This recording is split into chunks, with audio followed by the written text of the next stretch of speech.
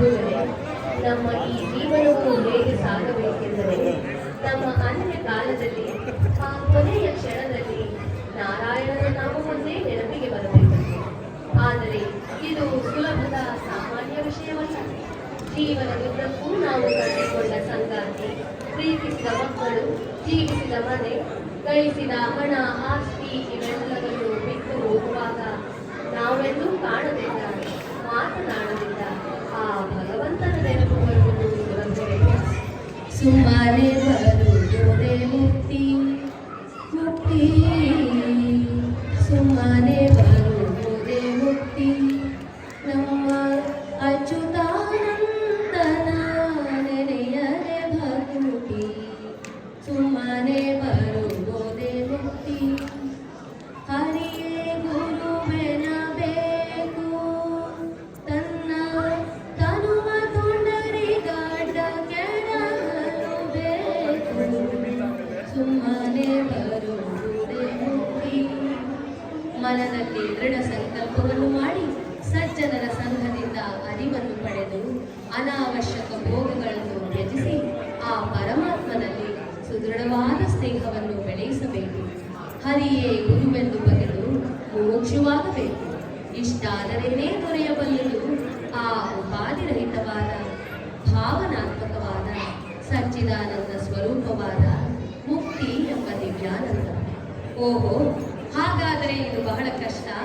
ಇಂತಹ ಸಾಧನೆ ಯಾರಿಗೆ ಸಾಧ್ಯವಪ್ಪ ಎಂದುಕೊಂಡರೆ ಬಹು ಜನರು ಈ ದಾರಿಯಲ್ಲಿ ನಡೆದು ಭಗವಂತನ ಕೃಪೆಗೆ ಪಾತ್ರರಾಗಿದ್ದಾರೆ ಎನ್ನುತ್ತವೆ ನಮ್ಮ ಪುರಾಣದ ಪುಣ್ಯ ಕಥೆಗಳು. ಇಂತಹ ಭಾಗವತ ಶ್ರೇಷ್ಠರೊಬ್ಬರ ಕಥೆಯನ್ನು ನಮಗೆ ತಿಳಿದಷ್ಟರ ಮಟ್ಟಿಗೆ ಆಡಿ ತೋರಿಸಲಿದ್ದೇನೆ.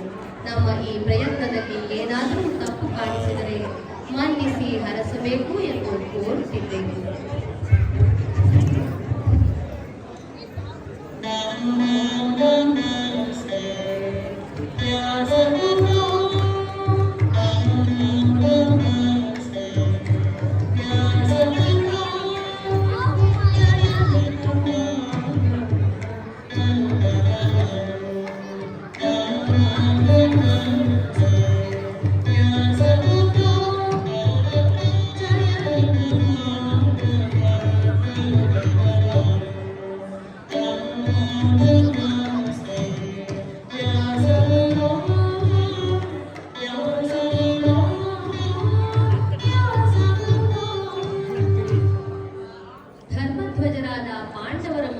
ಪರೀಕ್ಷಿತ ರಾಜನು ರಾಜ್ಯ ಕೋಶಗಳೆಲ್ಲವನ್ನೂ ತ್ಯಜಿಸಿ ಅನ್ನ ಆಹಾರಾದಿಗಳನ್ನು ವರ್ಜಿಸಿ ಗಂಗಾ ತೀರದಲ್ಲಿ ಪ್ರಾಯೋಪವೇಶಕ್ಕೆ ಕುಳಿತಿದ್ದಾನೆ.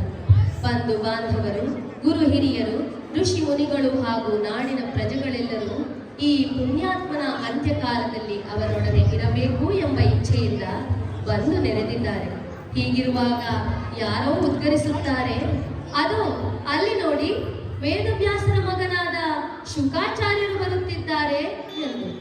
ಆಚಾರ್ಯರ ಆಗಮನದ ಸುದ್ದಿ ತಿಳಿಯುತ್ತಲೇ ದಿಗ್ಗನೆದ್ದು ನಿಂತ ಪರೀಕ್ಷಿತ ಓಡೋಡಿ ಬಂದು ಸ್ವಾಗತಿಸಿ ಹತ್ತಿರದಲ್ಲಿಯೇ ಹರಿಯುತ್ತಿದ್ದ ಪವಿತ್ರ ಗಂಗೆಯನ್ನು ತಂದು ಅವರ ಕಾಲಿಗೆ ಅಭಿಷೇಕ ಮಾಡಿ ಅವರ ಪಾದಕಮಲದಲ್ಲಿ ತಲೆ ಇಟ್ಟು ನಮಿಸುತ್ತಾನೆ. ಪರೀಕ್ಷಿತನನ್ನು ಹಿಡಿದೆತ್ತಿದ ಶುಕಾಚಾರ್ಯರು ನುಡಿಯುತ್ತಾರೆ, ಪರೀಕ್ಷಿತ, ನಿನಗೆ ಮಂಗಳವಾಗಲಿ. ಧರ್ಮ ಪಾಲನೆಯಲ್ಲಿ ನಿನಗಿರುವ ಶ್ರದ್ಧೆ ನಿಷ್ಠೆಗಳನ್ನು ಕಂಡು ಬಹು ಸಂತೋಷವಾಯಿತು.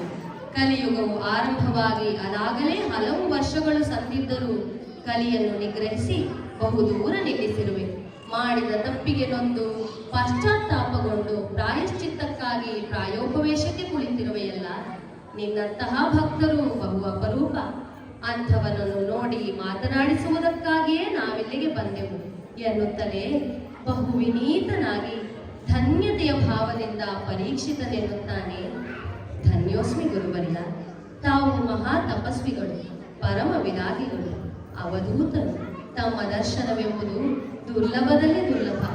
ಅದಾವುದೋ ವಿಷಘಳಿಗೆಯಲ್ಲಿ ಬುದ್ಧಿಗೆ ಮಂಕು ಕವಿದು ತಪಸ್ವಿಗಳನ್ನು ಅವಮಾನಿಸಿ ಶಾಪಗ್ರಸ್ತನಾಗಿದ್ದೇನೆ.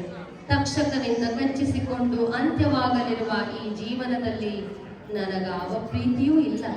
ಸಾವಿನ ಭಯವು ನೀಗಿ ಮನಸ್ಸು ಆ ಭಗವಂತನಲ್ಲಿ ನೆಲೆಗೊಳ್ಳುವಂತೆ ಆಶೀರ್ವದಿಸಿ ಮಾರ್ಗದರ್ಶನ ಮಾಡಬೇಕು.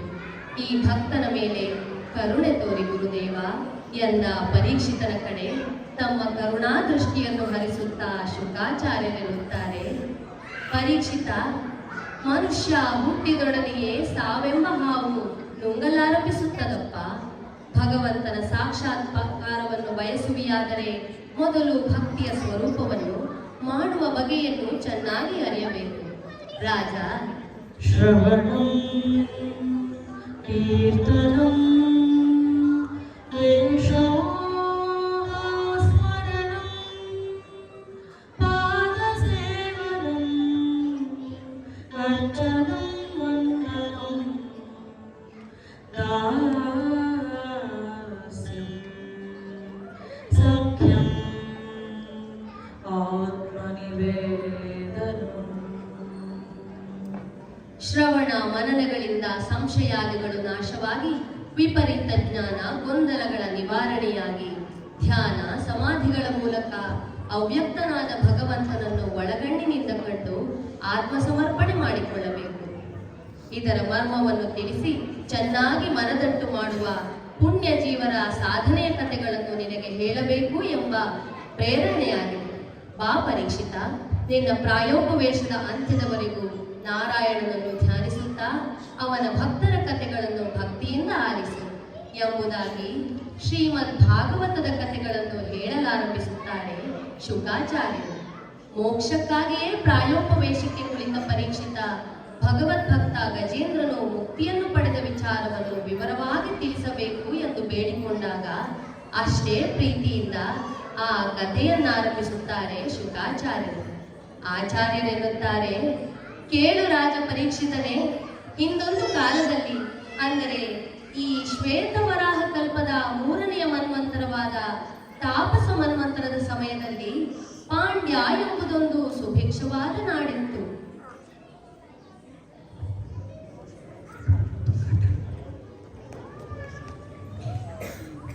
ಛಪ್ಪನ್ನ ದೇಶ ದೇಶದ ರಾಯರೊಳಗೆ ಉತ್ತಮರ ದೇಶ ಗೌಡ ದೇಶದಲ್ಲಿ ವಿಷ್ಣು ಭಕ್ತರೋಳು ಇಂದ್ರದ್ಯುಮ್ನ ನೃಪನು ಮತ್ತೆ ಭೂಸುರರ ಪಾಲಿಸುತ್ತಿದ್ದ ತಾನು, ಮತ್ತೆ ಭೂಸುರರ ಪಾಲಿಸುತ್ತಿದ್ದ ತಾನು. ಹೀಗೆ ಧರ್ಮದಿಂದ ರಾಜ್ಯ ಪಾಲನೆ ಮಾಡುತ್ತಿದ್ದ ರಾಜನು ನಾಡಿನ ಗಣ್ಯರು, ಗುರುಗಳು, ಮಂತ್ರಿಗಳನ್ನೊಳಗೊಂಡ ಒಡ್ಡೋಲಗದಲ್ಲಿ ಆಸೀನನಾಗಿದ್ದಾನೆ. ತನ್ನ ಮನದಿಂಗಿತವನ್ನು ಎಲ್ಲರ ಮುಂದರುಹಿ ಹಗುರಾಗಲು ಹವಣಿಸಿದ್ದಾನೆ.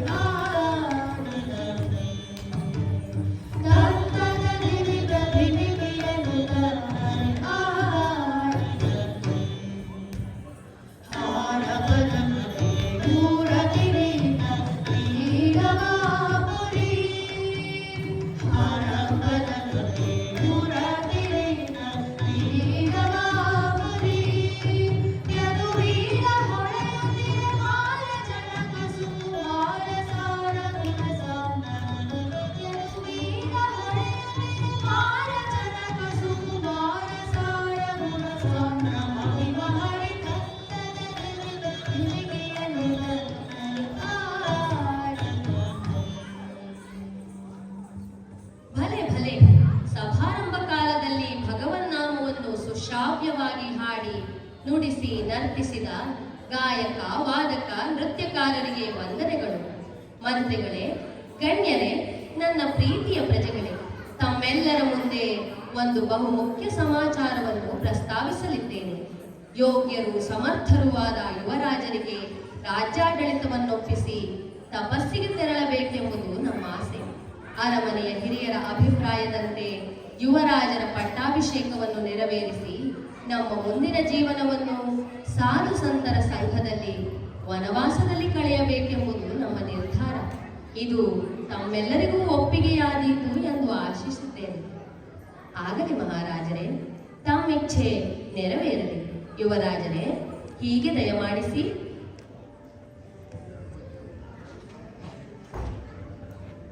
ಸರ್ವೇ ಜನಾ ಸುಖಿನೋ ಭವಂತು, ಸಮಸ್ತ ಸನ್ಮಂಗಳಾನಿ ಭವಂತು. ಇದುವರೆಗೂ ತಾವೆಲ್ಲರೂ ನನಗಿದ್ದ ಸಲಹೆ ಸಹಕಾರಗಳಿಗೆ ನಾನು ಸದಾ ಋಣಿಯಾಗಿರುತ್ತೇನೆ. ಯುವರಾಜರ ಆಳ್ವಿಕೆಯಲ್ಲಿ ನಾಡಿಗೆ ಮಂಗಳವಾಗಲಿ. ಚಿತ್ತದಲ್ಲಿ ನರಹರಿಯ ನೆನೆದು ಚಿಂತಿಸುತ್ತ, ಪುತ್ರ ಮಿತ್ರಾದಿ ಬಂಧುಗಳ ವರ್ಜಿಸುತ್ತ, ಧ್ಯಾನದಲ್ಲಿ ನರಹರಿಯ ನೆನೆದು ಚಿಂತಿಸುತ್ತ, ಆನೆ ಕುದುರೆಯ ರಾಜಗಳನ್ನು ತ್ಯಜಿಸಿದನು, ಆನೆ ಕುದುರೆಯ ರಾಜ್ಯಗಳನ್ನು ತ್ಯಜಿಸಿದನು. ಅರಮನೆಯ ವೈಭವವನ್ನು ಬಿಟ್ಟು ನಾರು ಮಡಿಯೊಟ್ಟು ಬಹುದೂರ ಸಾಗಿ ದಟ್ಟಡವಿಯ ನಡುವೆ ತಪಸ್ಸಿಗಾಗಿ ಕುಳಿತಿದ್ದಾನೆ ಇಂದ್ರದ್ಯುಮ್ನ. ಓಂ ನಮೋ ನಾರಾಯಣಾಯ.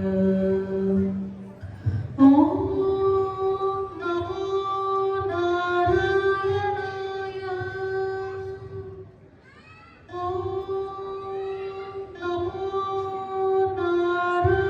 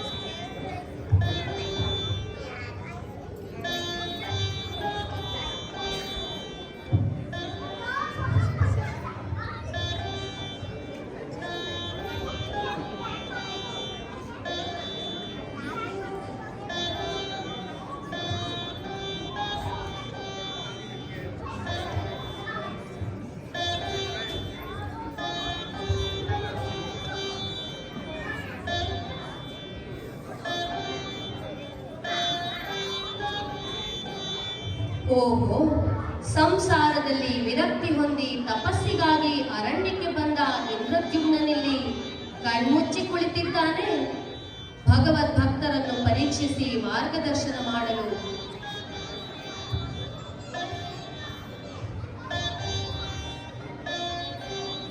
ಇದಲ್ಲವೇ ಸರಿಯಾದ ಸಮಯ. ರಾಜ ಇಂದ್ರದ್ಯುಮ್ನ, ನೋಡಿಲಿ, ಅಗಸ್ತ್ಯ ಮುನಿ ಬಂದಿದ್ದೇನೆ. ಗುರುಗಳಿಗೆ ವಂದಿಸಿ ಉಪಚರಿಸಿ ಉಪದೇಶ ಪಡೆಯದೆ ಕಣ್ಮುಚ್ಚಿ ಕುಳಿತಿರುವೆಯ? ತಾನಾಗಿ ಬಂದ ಗುರುಚರಣ ಸೇವೆಯನ್ನು ಕಡೆಗಣಿಸುವೆಯ? ಇದೇನೋ ಮಧವೋ ಜಂಭವೋ ಇಲ್ಲ ಅಜ್ಞಾನದ ಅತಿರೇಕವೋ? ಎಲ್ಲವೋ ರಾಜನೇ, ನಾನೆಂಬ ಸೊಕ್ಕಡಗುವವರೆಗೂ ನಿನಗೆ ಕರಿಯ ಜನ್ಮವೇ ಸರಿಯಾಗಿದೆ. ದಟ್ಟ ಕಾಡಿನಲ್ಲಿ ಕುಂಜರನಾಗಿ ಜನಿಸಿ ಅಲೆದಾಡಿಕೊಂಡಿರು. ನಿನಗಿದೋ ಅಗಸ್ತ್ಯನ ಶಾಪ. ಶಾಪ? ಗುರುಗಳೇ, ಶಾಪವಿತ್ತಿರೆ ತಪ್ಪಾಯಿತು ತಂದೆ, ಮನ್ನಿಸಬೇಕು. ಈ ಅಲ್ಪನನ್ನು ಉದ್ಧರಿಸಬೇಕು. ಇಂದ್ರದ್ಯುಮ್ನ, ಸಾಧಕನಾದವನು ಗುರುಗಳು ತಪಸ್ವಿಗಳು ಲಭ್ಯವಾದಾಗ ಅವರ ಸೇವೆಗೈದು ಜ್ಞಾನಾರ್ಜನ ಮಾಡಿಕೊಳ್ಳಬೇಕು. ಜ್ಞಾನವೆಂಬ ದೈವಿ ಸಂಪತ್ತು ಭಕ್ತಿಯ ಮೆಟ್ಟಿಲೇರಲು ಬಲವೀಯುತ್ತದೆ. ಆದರೆ ನೀನು ಅದೊಂದನ್ನು ಲೆಕ್ಕಿಸದೆ ನಾನೊಬ್ಬ ದೈವ ಭಕ್ತನೆಂದು ಬೀಗಿ ಮದಾಂಧನಾಗಿ ಕುಳಿತಿರುವೆಯಲ್ಲ, ನಿನಗಿದು ತರವೇ? ಕ್ಷಮಿಸಬೇಕು ಗುರುವೇ. ಪತ್ನಿ ಪುತ್ರ ರಾಜ್ಯವೆಲ್ಲವನ್ನು ಅಗಲಿ ಬಂದರೂ ನಾನು ಎಂಬುದು ಬೆನ್ನು ಬಿಡದಾಯಿತು. ಭಕ್ತಿಯ ಮಾರ್ಗವನ್ನರಿಯದೆ ದಿಕ್ಕುಗೆಟ್ಟಿದ್ದೇನೆ. ನೀವೇ ಮಾರ್ಗದರ್ಶನ ನೀಡಿ ಕಾಪಾಡಬೇಕು ಕಾಪಾಡಬೇಕು. ಏಳು ಇಂದ್ರದ್ಯುಮ್ನ, ಚಿಂತಿಸದಿರು. ಇವೆಲ್ಲವೂ ಪೂರ್ವ ನಿಶ್ಚಿತ. ನಿನ್ನ ಶಾಪವೆಂಬುದು ನಿಮಿತ್ತ ಮಾತ್ರ. ಸಾಧನಾ ಭೂಮಿಯಲ್ಲಿ ನಿನ್ನ ಜನನವಾಗಿ ಶೀಘ್ರದಲ್ಲೇ ಹರಿಕರುಣಿಗೆ ಪಾತ್ರನಾಗುವೆ. ನಿನಗೆ ಮಂಗಳವಾಗಲಿ ಎನ್ನುತ್ತಾ ಅಗಸ್ತ್ಯರು ಅಲ್ಲಿಂದ ನಿರ್ಗಮಿಸುತ್ತಾರೆ. ಶಾಪದ ಪರಿಣಾಮವಾಗಿ ಗಜಯೋನಿಯಲ್ಲಿ ಜನಿಸಿ ಅರಣ್ಯದಲ್ಲಿ ಸಂಚರಿಸುತ್ತಿದ್ದಾನೆ ಇಂದ್ರದ್ಯುಮ್ನ. ಈ ಗಜರಾಜನ ವೃತ್ತಾಂತವನ್ನು ಪರೀಕ್ಷಿತನಿಗೆ ಬಣ್ಣಿಸುತ್ತಾ ಶುಕಾಚಾರ್ಯರೆನ್ನುತ್ತಾರೆ, ಪರೀಕ್ಷಿತ, ಕ್ಷೀರಸಾಗರದ ತಟದಲ್ಲೊಂದು ಪರ್ವತವಿತ್ತು. 3 ಶಿಖರಗಳಿಂದ ಶೋಭಿಸುತ್ತಿದ್ದ ತ್ರಿಕೂಟ ಎಂಬ ಈ ಗಿರಿಯು ಹಲವು ಯೋಜನೆ ಎತ್ತರ, ಹಲವು ಯೋಜನ ಅಗಲ ಹರಡಿಕೊಂಡಿತ್ತು. ಇದರ ವಿಶಾಲವಾದ ತಪ್ಪಲೆಂಬುದು ತುಂಬಿ ಹರಿಯುವ ಝರಿ ತೊರೆಗಳಿಂದ ಸದಾ ತೊಯ್ದಿರುತ್ತಿತ್ತು. ದಟ್ಟ ಹಸಿರನ್ನು ಹೊಂದ ಈ ಗಿರಿಯ ಒಡಲಲ್ಲಿ ಹುದುಗಿದ್ದ ತರುಲತೆಗಳೆಷ್ಟೋ, ಫಲ ಪುಷ್ಪಗಳೆಷ್ಟೋ, ಕೇದಗೆ, ಸಂಪಿಗೆ, ಮಲ್ಲಿಗೆ, ಜಾಜಿಗಳ ಕಂಪು ಎಲ್ಲೆಲ್ಲೂ ತುಂಬಿದ್ದರೆ ದ್ರಾಕ್ಷಿ, ಖರ್ಜೂರ, ಬಾಳೆ, ಕಿತ್ತಳೆಗಳು ಮಾಗಿ ಮರದಲ್ಲಿ ತೂಗಾಡುತ್ತಿದ್ದವು. ಈ ಭೂಲೋಕದ ಸ್ವರ್ಗದಲ್ಲಿ ಗಿಳಿ ಕೋಗಿಲೆಗಳು ಸಂತೋಷದಿಂದ ಗಾನ ಮಾಡುತ್ತಿದ್ದರೆ, ನವಿಲು, ಚಕ್ರವಾಕ, ಹಂಸಗಳು, ಜಿಂಕೆ, ಸಾರಂಗ, ಮೊಲಗಳು ಕುಣಿದು ಕುಪ್ಪಳಿಸುತ್ತಿದ್ದವು.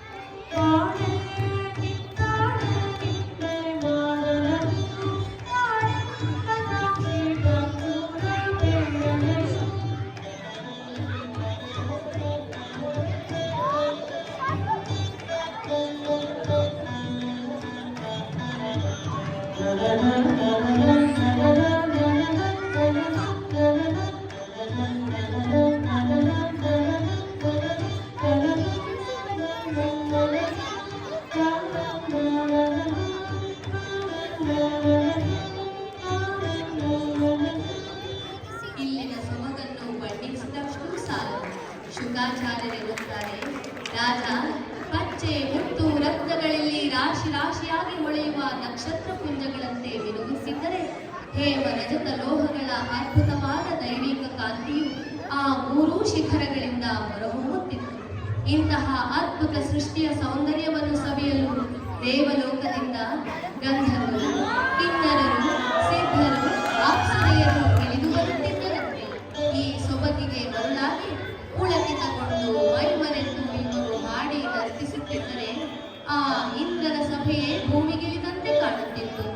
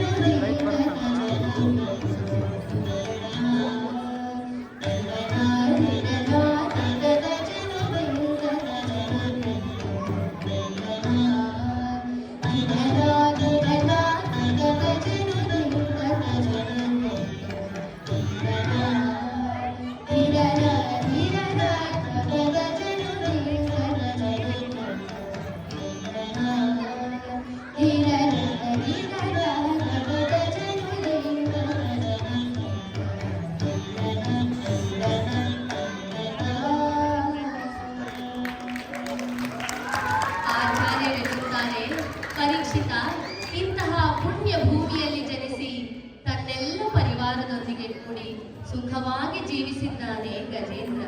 ಇವನಾದರೂ ಅತ್ಯಪೂರ್ವ ಶಕ್ತಿಶಾಲಿ. ಎತ್ತಿಟ್ಟ ಕಾಲಿನಿಂದ ಗಿರಿ ಕಂದರಗಳನ್ನು ಗಡಗಡನೆ ನಡುಗಿಸುತ್ತಾ, ಬೀಸಿದ ಸೊಂಡಿಲಿನಿಂದ ಹೆಮ್ಮರಗಳನ್ನು ಕಿತ್ತೊಗೆಯುತ್ತಾ, ಕಲ್ಲು ಕಂಟಕಗಳನ್ನು ಮೆಟ್ಟಿ ಪುಡಿ ಮಾಡುತ್ತಾ, ಹೀಲಿಡುತ್ತಾ ಹುಂಕರಿಸುತ್ತಾ ಇವನು ಸಾಗುತ್ತಿದ್ದರೆ ಅವನೊಂದು ಕುಡಿ ನೋಟಕ್ಕಾಗಿ ಕಾತರಿಸುತ್ತಾ ಹಿಂಬಾಲಿಸುತ್ತಿದ್ದುವಂತೆ ಹೆಣ್ಣಾನೆಗಳು. ತಂದೆ ತಾಯಿಯರ ಈ ಪ್ರೇಮದಾಟದಲ್ಲಿ ತಮ್ಮನ್ನೆಲ್ಲಿ ಮರೆತಾರೋ ಎಂಬಂತೆ ಅವರ ಕಾಲುಗಳ ಸೊಂಡಿಲುಗಳ ಮಧ್ಯೆ ತೂರಿಕೊಂಡು ಮುಂದೋಡುತ್ತಿದ್ದುವಂತೆ ಮರಿಯಾನೆಗಳು.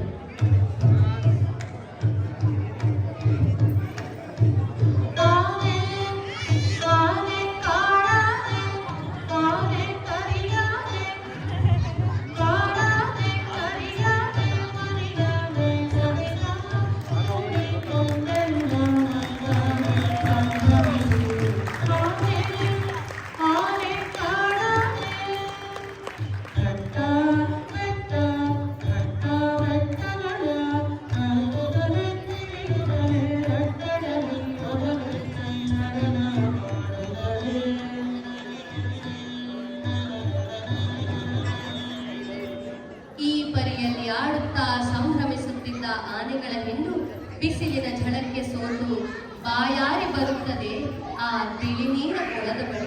ಸೂರ್ಯನ ಬೆಳಕಿಗೆ ಮಿರಿಮಿರಿ ಮಿಂಚುತ್ತಿದ್ದ ಅಲ್ಲಿನ ಸಿಹಿ ನೀರನ್ನು ಹೀರಿದ ಎಲ್ಲರೂ ದಣಿವಾರಿಸಿಕೊಂಡು ಸುತ್ತಲೂ ಕಣ್ಣಾಡಿಸುತ್ತಾರೆ. ಅಲ್ಲಿನ ಸೊಬಗಿಗೆ ಮನ ಸೋಲುತ್ತಾರೆ. ಹರ್ಷೋಲ್ಲಾಸದಿಂದ ಮನವೇರಿದ ಗಜೇಂದ್ರನಿಗೆ ಶೃಂಗಾರ ಭಾವ ಉಕ್ಕಿ ಬಂದು ಸತಿಯರೊಡನೆ ಸರಸವಾಡಲಾರಂಭಿಸುತ್ತಾನೆ. ಆಹಾ, ಅದ್ಭುತ, ಮನೋಹರ! ಎಂತಹ ಸುಂದರವಾದ ಕೊಳವಿದು! ನೀರಿನಿಂದೇಳಲು ಮನಸ್ಸಾಗುತ್ತಿಲ್ಲವಲ್ಲ ನನ್ನ ರಮಣೀಯರೇ? ಹೌದು ಸ್ವಾಮಿ, ಅದೆಷ್ಟು ಹಿತವಾಗಿದೆ ಈ ನೀರು. ಅದಾವುದೋ ಆಕರ್ಷಣೆ ನಮ್ಮನ್ನೆಲ್ಲ ಮೋಹಿಸಿ ಬಿಟ್ಟಿದೆಯಲ್ಲ. ಅದು ಅಲ್ಲಿ ನೋಡಿ ಸ್ವಾಮಿ, ಅರಳಿ ನಿಂತ ಕೆಂದಾವರೆಗಳು, ಆ ಮಕರಂದ ಹೀರುವ ಭ್ರಮರಗಳು, ಅದೆಷ್ಟು ಮೋಹಕವಾಗಿದೆ. ಸ್ವಾಮಿ, ಅಲ್ಲೊಮ್ಮೆ ಹೋಗೋಣವೇ? ಪ್ರಿಯ ಅರಸಿಯರೇ, ನಿಮ್ಮ ಕೋರಿಕೆಗೆ ಇಲ್ಲವೆನ್ನುವನೇ ಈ ಗಜರಾಜ. ಬನ್ನಿ ಹೋಗೋಣ.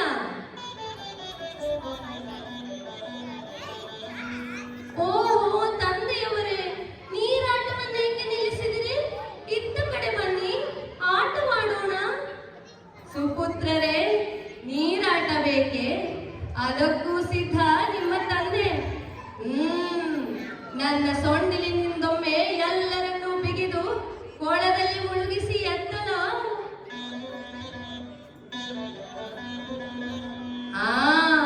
ನೀರೊಳಗೆ ಮುಳುಗಿ ಬಂದು ನಿಮ್ಮ ಕಾಲು ಹಿಡಿದೆಳೆಯಲೋ?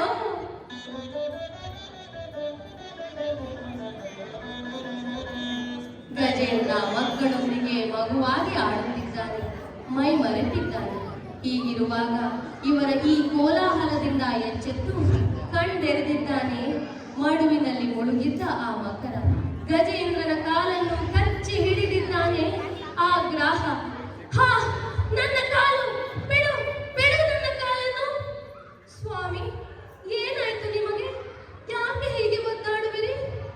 ಸ್ವಾಮಿ, ಮುಳುಗಬೇಡಿ, ಮೇಲೇಳಿ. ಎಲ್ಲವೋ ಮಕರ, ಅದೆಷ್ಟು ಸೊಕ್ಕು ನಿನಗೆ? ಕಳ್ಳನಂತೆ ನೀರೊಳಗೆ ಬಂದು ನನ್ನ ಕಾಲನ್ನೇ ಹಿಡಿದೆಯಾ? ಯಾರೆಂದು ತಿಳಿದೆ ನನ್ನನ್ನು? ಸೊಕ್ಕಿನ ಆನೆಯೇ, ನೀನು ಯಾರಾದರೆ ನನಗೇನು?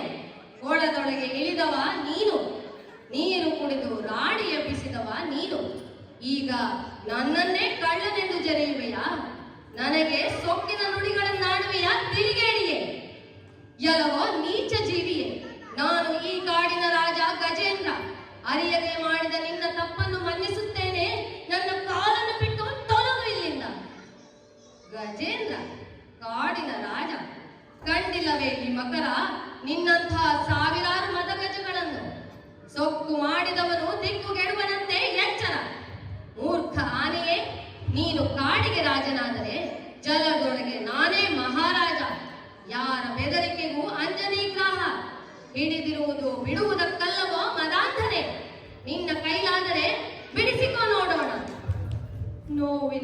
ಚೀರಾಡುತ್ತಿರುವ ತಂದೆಯನ್ನು ಕಂಡು ಹೆದರಿ ಬೊಬ್ಬಿಡಲಾರಂಭಿಸಿದುವು ಮರ್ಯಾದೆಗಳು. ಮರೆಯಾಗಬೇಡ ತಂದೆ, ಮುಳುಗಿದೂರಾಗಬೇಡ.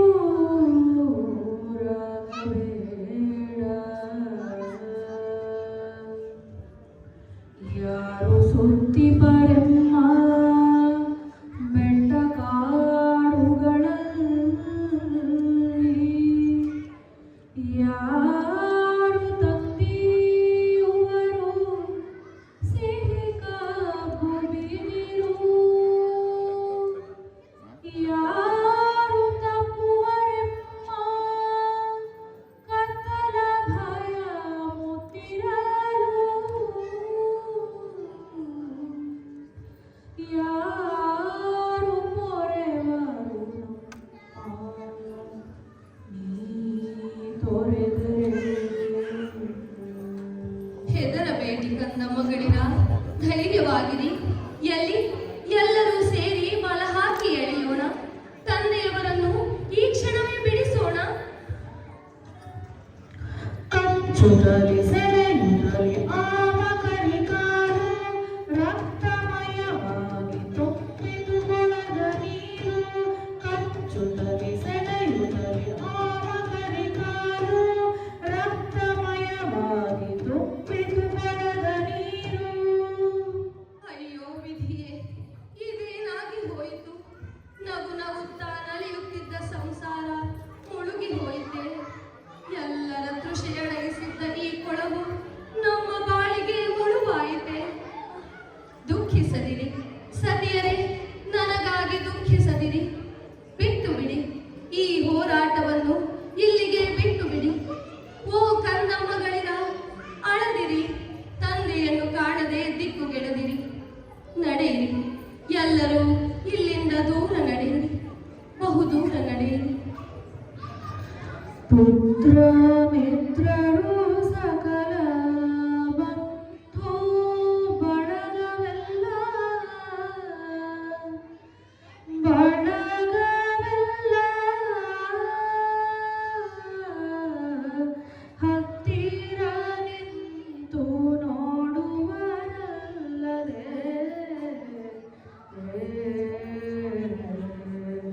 ಯಾರು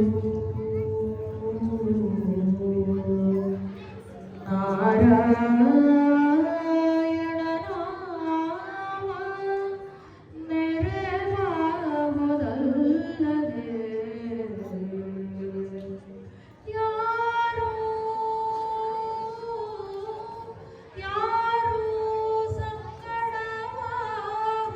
ಸಂಕಟವಾಗುವುದಿಲ್ಲ. ಓ ಕೇಶವ, ನಾರಾಯಣ, ಆಗಲಾರದು ತಂದೆ, ಇನ್ನು ನನ್ನಿಂದಾಗಲಾರದು. ಈ ದೇಹ ಸೊರಗುತ್ತಿದೆ, ಕಣ್ಣುಗಳು ಮಂಜಾಗುತ್ತಿವೆ. ಇದೇನಿದು? ಇದಾವ ಬೆಳಕು? ಅರಿವೆಂಬ ಬೆಳಕೆ? ಹೌದು, ಅರಿವೆಂಬ ಬೆಳಕು. ನನಗೆ ಬೇಕಿರುವುದು ಈ ಗ್ರಾಹದಿಂದ ಬಿಡುಗಡೆಯಲ್ಲ, ಈ ಸಂಸಾರವಲ್ಲ, ಗಜರಾಜನೆಂಬ ಪಟ್ಟವಲ್ಲ, ಅಧಿಕಾರವಲ್ಲ, ದರ್ಪವಲ್ಲ. ಇವೆಲ್ಲದರಿಂದ ಬೇರೆಯಾದ ಬಹು ಎತ್ತರವಾದ, ಬಹು ಹಗುರಾದ ಮೋಕ್ಷ ಎಂಬ ಬಿಡುಗಡೆ. ನನಗೆ ಬೇಕಿರುವುದು ಮೋಕ್ಷ, ಅದು ಮೋಕ್ಷ. ಅರಿತುಕೊಂಡ ಗಜೇಂದ್ರ, 1000 ವರ್ಷಗಳು ಹೋರಾಡಿ ಕೊನೆಗೂ ಅರಿತುಕೊಂಡ ಗಜೇಂದ್ರ. ಅರಿಯಬೇಕು ನಾವುಗಳು, ಕಳೆದುಕೊಳ್ಳಬೇಕು ಜೀವನ ಪಾಠಗಳಿಂದ, ಭಕ್ತಿಯ ಶಕ್ತಿಯಿಂದ ನಾನು ಎಂಬ ಭಾವವನ್ನು. ಅರಿಯಬೇಕು ನಾವು ಸೂತ್ರಧಾರ ಅವನು, ಬರಿಯ ಬೊಂಬೆಗಳು ನಾವು ಎಂಬುದನ್ನು. ಬಿಂಬ ಮೂರ್ತಿ ಅವನು, ಪ್ರತಿಬಿಂಬಗಳು ನಾವು ಎಂಬುದನ್ನು. ಅರಿವೆಂಬ ಬೆಳಕಿನಿಂದ ಸತ್ಯವನ್ನರಿತ ಗಜೇಂದ್ರ ಕರೆಯತೊಡಗಿದ್ದಾನೆ ಈ ಭವದ ಸೆರೆ ಬಿಡಿಸುವವನನ್ನು, ಕೈ ಹಿಡಿದು ನಡೆಸುವವನನ್ನು. ಗಜೇಂದ್ರ ಕರೆಯುತ್ತಿದ್ದಾನೆ, ಓ ಸ್ವಾಮಿಯೇ, ಆದಿ ಬೀಜನೇ, ನನ್ನ ಅಂತರಾತ್ಮನೇ ಬಾ ಎಂಬುದಾಗಿ. ನಮಸ್ತೆ ಅಖಿಲ ಕಾರಣಾಯ ನಿಷ್ಕಾರಣಾಯ ಅದ್ಭುತ ಕಾರಣಾಯ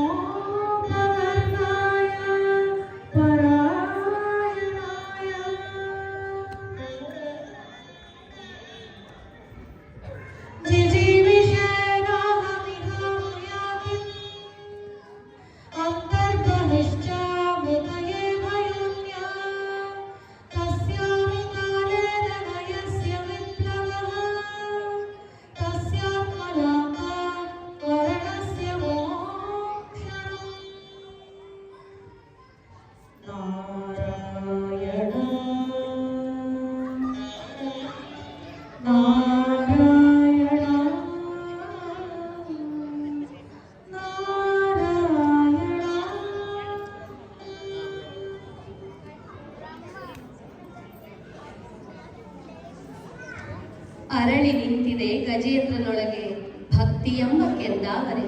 ಸ್ತೋತ್ರವೆಂಬ ಅದರ ಸುವಾಸನೆಯು ಭೂಮಿ ಆಕಾಶಗಳನ್ನು ಆವರಿಸಿ ಎಲ್ಲೆಲ್ಲೂ ಹರಡಿಕೊಂಡಿದೆ. ದೇವಾನು ದೇವತೆಗಳೆಲ್ಲರೂ ಅವನಿಗಾಗಿ ಮರುಗಿದರು. ದೇವಲೋಕದಿಂದ ಬಂದಿಳಿದು ಅವನು ಕರೆಯುತ್ತಿರುವ ವೈಕುಂಠನಾಥನಿಗಾಗಿ ಕಾಯತೊಡಗಿದರು. ಆಗ ಬರುತ್ತಾನೆ ಆ ಕರುಣಾ ಸಾಗರನಾದ ಆನಂದ ಮೂರ್ತಿಯಾದ ಶ್ರೀ ಗೋವಿಂದ. ಭಕ್ತಿಯ ಮೆಟ್ಟಿಲುಗಳನ್ನು ಒಂದೊಂದಾಗಿ ಏರಿ ಕೊನೆಯ ಮೆಟ್ಟಿಲಿನಲ್ಲಿ ನಿಂತು ತನ್ನಾತ್ಮವನ್ನೇ ಸಮರ್ಪಿಸುತ್ತಿರುವ ಗಜೇಂದ್ರನಿಗಾಗಿ.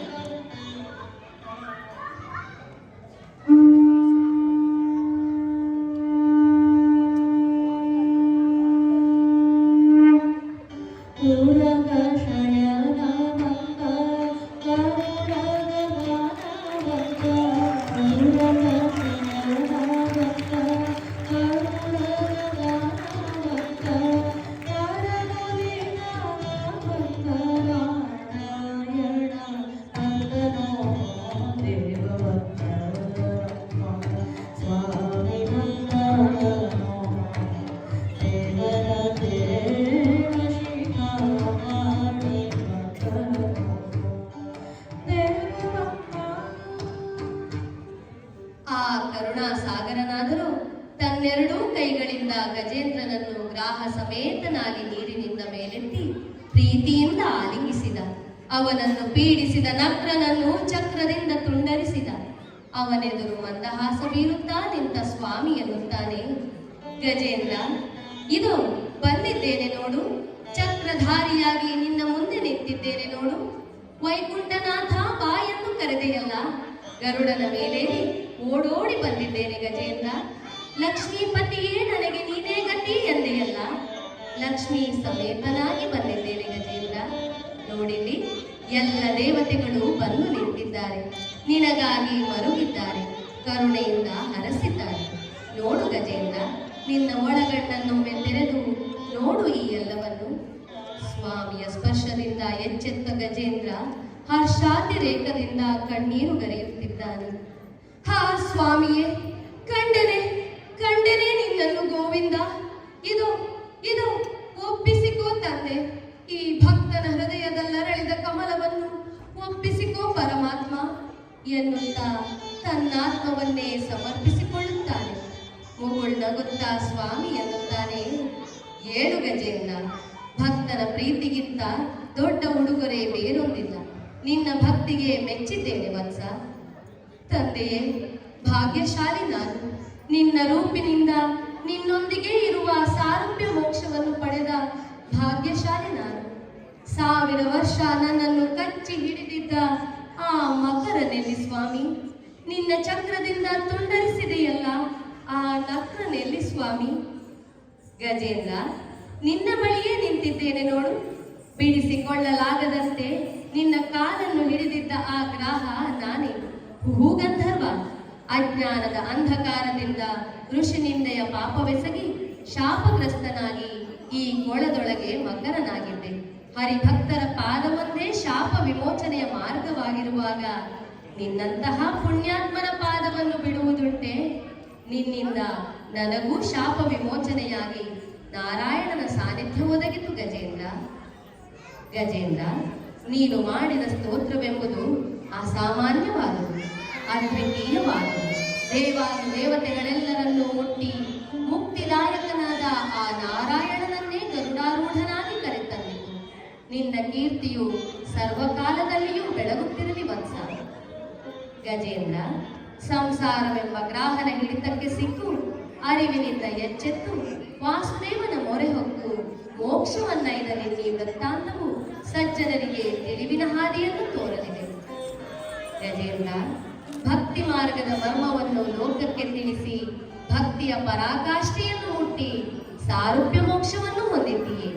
ನೀನು ಬಹು ಭಕ್ತಿ ನಂಬಿಕೆಗಳಿಂದ ಮಾಡಿದ ನನಗೆ ಅತ್ಯಂತ ಪ್ರಿಯವಾದ ಈ ಸ್ತೋತ್ರವನ್ನು, ಮೋಕ್ಷ ಪಡೆದ ನಿನ್ನ ಈ ವೃತ್ತಾಂತವನ್ನು ಯಾರು ಆಲಿಸುವರೋ, ಶ್ರದ್ಧೆಯಿಂದ ಪಠಿಸುವರೋ, ಅವರ ಸರ್ವ ಭಯಗಳು ನಾಶವಾಗಿ ಮನಸ್ಸಿನಲ್ಲಿ ಶಾಂತಿ ನೆಲೆಸುವುದು, ಜ್ಞಾನ ವೃದ್ಧಿಸುವುದು. ಈ ಕಥೆಯನ್ನು ಹೇಳಿದ ಕೇಳಿದ ಎಲ್ಲರಿಗೂ ಮಂಗಳವಾಗುವುದು. ಹೀಗೆಂದು ಹೇಳುತ್ತಾ ತನ್ನ ಸಕಲ ಪರಿವಾರದೊಂದಿಗೆ ಗಜೇಂದ್ರನೊಂದಿಗೆ ವೈಕುಂಠವಾಸಿಯಾದ ಆ ಸಾಮಜ ವರಗಮನನು ಅಂತರ್ಧಾನನಾದನು.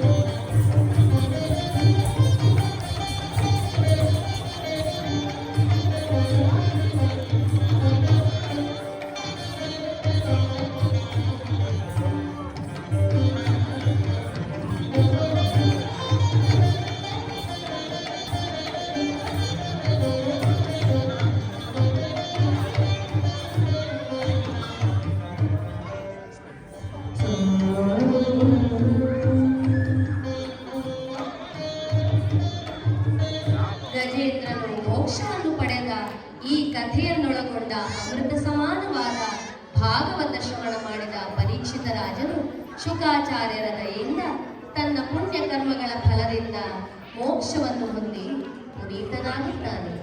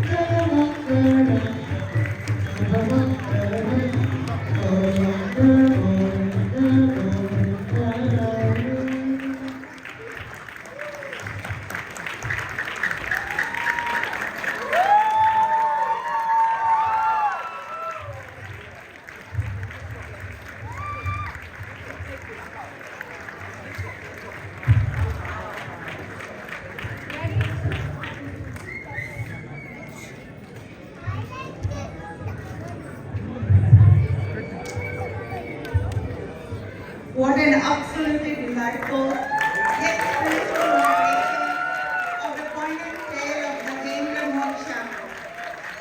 Weren't the participants and the props absolutely amazing? Let's hear another big round of applause for the poetry.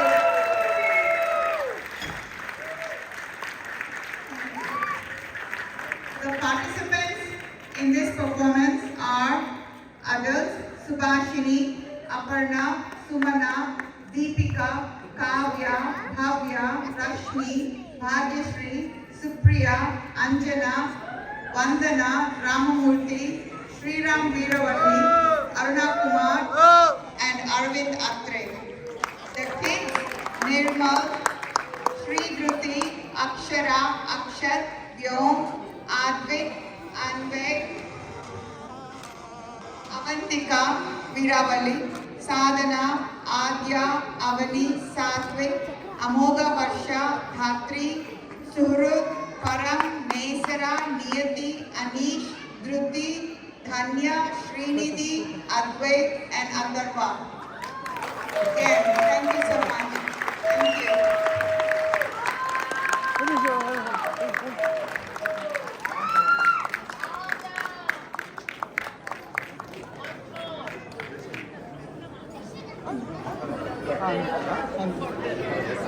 ಮಾತ್ರ